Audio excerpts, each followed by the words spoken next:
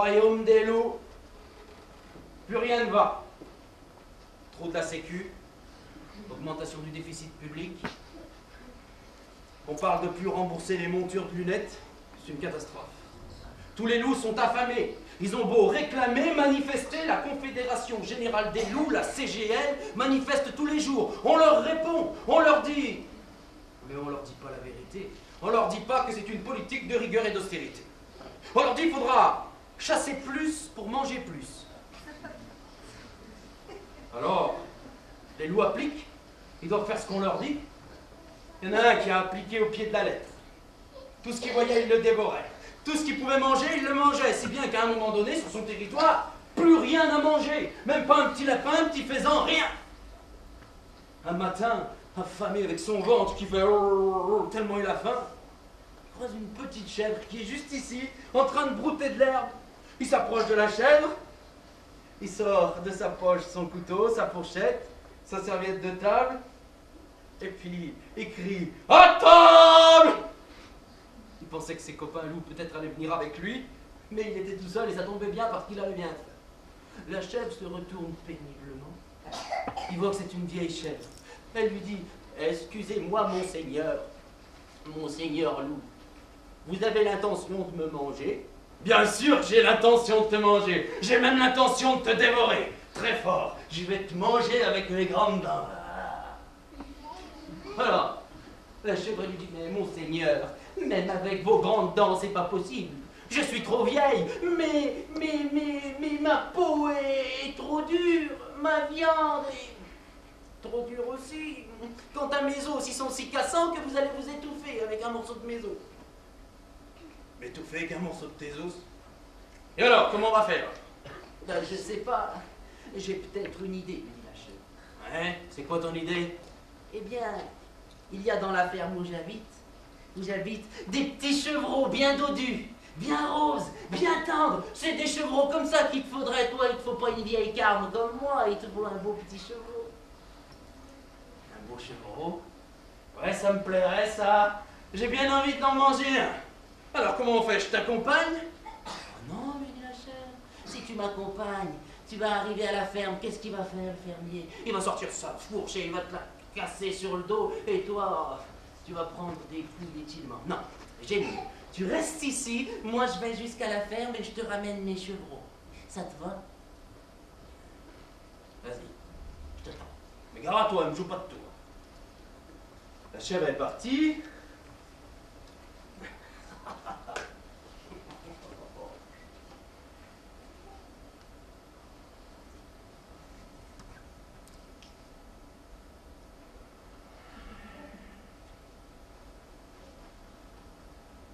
Le loup a attendu, et la chèvre n'est jamais revenue. Le loup était très énervé, très en colère, que cette chèvre lui jouait un tour. Il a bien compris qu'elle ne reviendrait jamais. Alors, quand on est énervé, quand on est en colère, on ne fait pas toujours attention à ce qu'on fait ni à ce qu'on dit. Après, on fait des déclarations, et puis on est obligé d'y revenir dessus. Après, on est puni de voyage en Chine ou ailleurs. Dans tous les cas, lui, il s'est dit que les risques qu'il allait prendre, c'était de s'approcher un petit peu plus des hommes, parce qu'il savait que c'était là qu'il allait trouver de la nourriture. Effectivement, un grand pré dans lequel il y avait des dizaines et des dizaines de moutons. C'était là qu'il allait trouver à manger, une sorte d'Eldorado, un endroit où il allait pouvoir faire ripaille, se remplir la panse, et ça allait être magnifique. Sur son couteau, sa fourchette, ne crie pas à table, parce que il y a le berger qui est là, qui surveille, avec un grand bâton lui aussi. Alors il se cache derrière un caillou, et il attend que le berger s'en aille. Et le berger s'en est allé à midi pour aller manger. Alors lui, qu'est-ce qu'il a fait sur la pointe des pieds? Il s'est approché du troupeau, et il a crié « Attends !» Et alors là, tous les moutons sont partis se réfugier, bien sûr, dans la forêt, derrière les arbres, derrière les cailloux. Il y en a même un, il a attrapé un brin d'herbe, il se l'est mis sur la tête pour se cacher. Il n'était pas gros, celui-là. Et le loup, lui, par contre, il était fier de lui parce que qu'est-ce qu'il voit là? Il y en avait un qui ne l'avait même pas entendu, qui était là, en train d'écouter son MP3. Il lui tape sur l'épaule. Ah! Le mouton se relève, et quand il voit le loup avec ses grandes dents, si affamé qu'il en bavait, il dit « Non, monsieur le loup, s'il vous plaît, monsieur le loup, mangez-moi pas, monsieur le loup, non,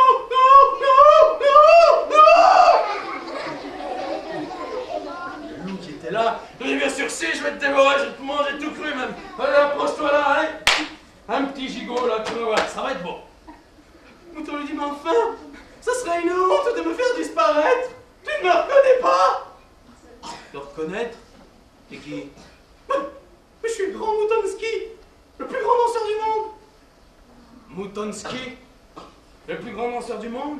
Est-ce que tu crois que je m'intéresse à la danse des moutons, moi? Hein? Si, j'ai inventé une nouvelle danse, on l'appelle la tremblante. Moi, c'est la tremblante du mouton. Décidément, je suis en passe de devenir la plus grande star du monde et toi, tu vas me dévorer. Oui, je vais te dévorer, oui. Mais d'abord, qui me dit que tu es si bon danseur? Je vais te montrer.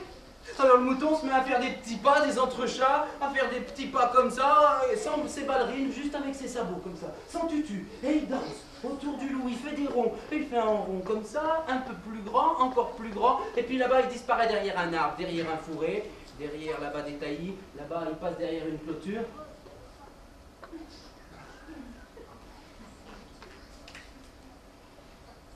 Mouton? Mouton! Mouton! Mouton! Il a beau crier et crier encore, le mouton est bel et bien parti, il s'est joué aussi de lui, et le loup il a attendu pour rien parce que il n'est jamais revenu, le mouton. Alors son ventre faisait encore plus, il avait vraiment très faim, et puis il a pris les risques, le risque ultime, rentrer dans une maison, la cour d'une ferme.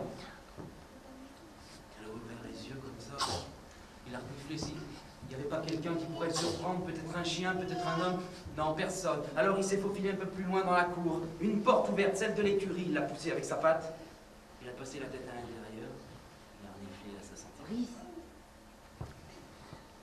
Au fond de l'écurie, était attaché un bon gros cheval camarguais. Alors le loup s'est approché, il a sorti son couteau, sa fourchette, sa serviette de table, et il a crié « Attends !»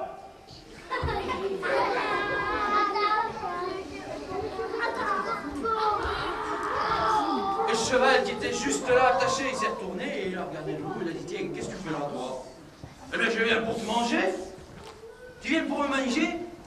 Tu crois que tu vas me manger, toi? Mais tu peux pas me manger. Comment ça, je peux pas te manger, t'es attaché? C'est comme si t'étais sur un plat d'argent, comme si t'étais au milieu de feuilles de laitue, avec du persil dans les oreilles et une pomme dans la bouche. Non, t'es trop appétissant, moi je vais te dévorer, je vais te manger, on n'en parle plus.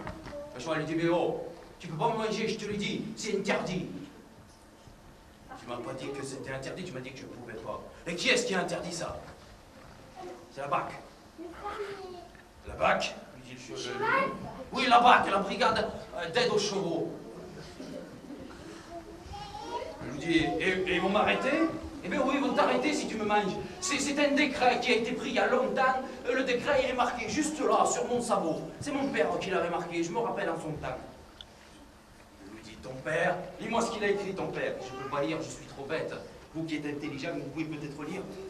Et il dit pareil, oui, tu peux peut-être lire. L'autre dit, je peux peut-être lire, mais je n'y vois rien. Oh, c'est que mon père, il écrivait petit. Mon père, il a une petite écriture avec son sabot, c'était difficile d'écrire. Tenez un stylo avec un sabot. Il ne peut pas écrire. Regardez. Alors qu'est-ce qu'il a fait? Le loup, il s'est placé derrière le cheval. Il est venu regarder de plus près. Et quand il a été vraiment très près, le nez contre le sabot, paf! Il a donné un coup de sabot dans le nez. Le nez du loup, il est rentré à l'intérieur, si bien qu'il avait le nez entre les deux oreilles. Pas pratique pour se moucher, il faut passer la main dans la bouche. On a vu deux petites gouttelettes qui étaient sorties de là, de gauche et de droite. Enfin, plutôt de droite et de gauche. Et c'était la cervelle, le loup est mort sur le coup.